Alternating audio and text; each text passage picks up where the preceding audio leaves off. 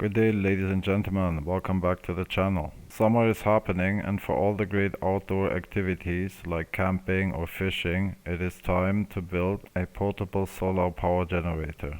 Due to the weight of the battery and all the other heavy equipment, I have chosen to use a hand truck as a platform. This gives it quite good mobility and quite reasonable off-road capability. Time to get some stuff done.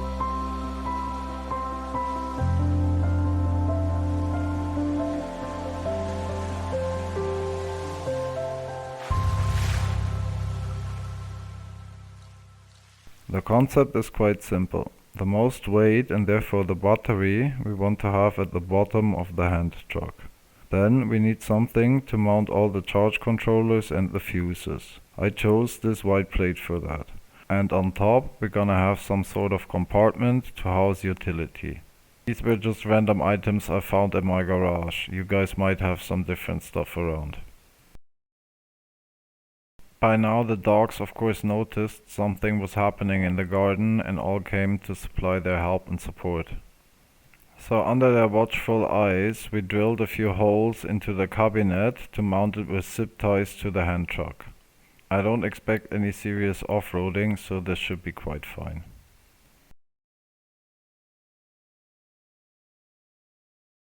Five minutes later. A few minutes later we have plenty of holes in the plate and the cabinet. This should be enough to give plenty of stability. I shall see to give you guys a close-up on the spots. I am well aware that this construction is not very waterproof. However, for me and my use scenarios it does not need to be. I will be using this mainly during good weather and for camping. During camping I will simply have it in the tent or inside my truck. A few moments later. Zip ties and more zip ties. Now that we mounted most of the zip ties, things start to feel really solid and stable. I don't expect the cabinet to load power tools, but I do want to place something like a laptop or a compressor on it.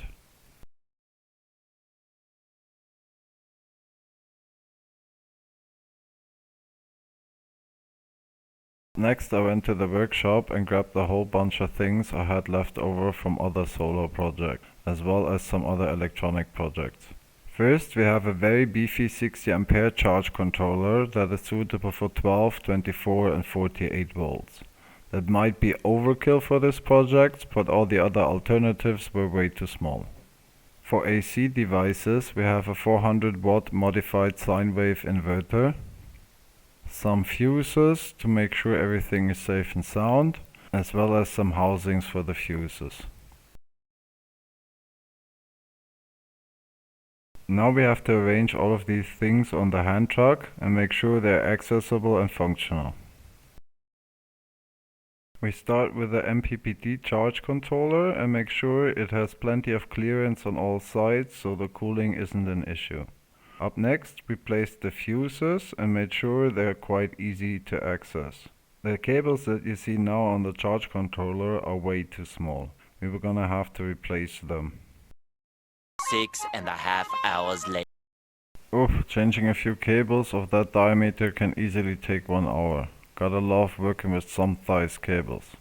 Anyhow, we replaced the flimsy cables that were on the charger and replaced them with proper size cables in 50 square millimeters.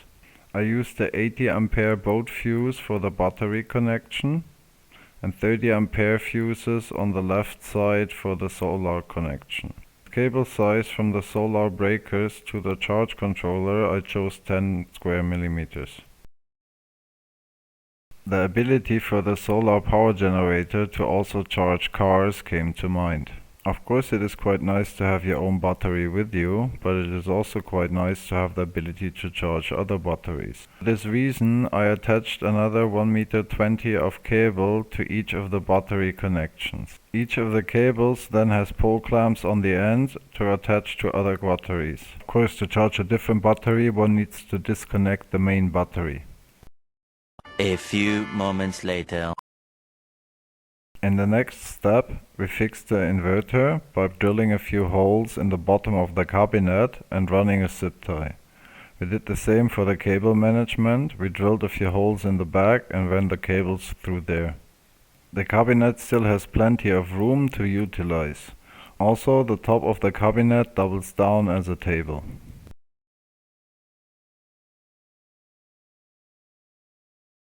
As we now have working AC power, it is time to multiply that. For that purpose, I mounted a power strip in the back and started to put some utility in there. You can see a small netbook on the left side that, as all the other things, is mounted with SID ties to the casing. Additionally, I put some speakers in there, and on the top we have some lights mounted. For things like a fridge while camping, electric timer like the one on the top right should be utilized to not drain the battery too much overnight.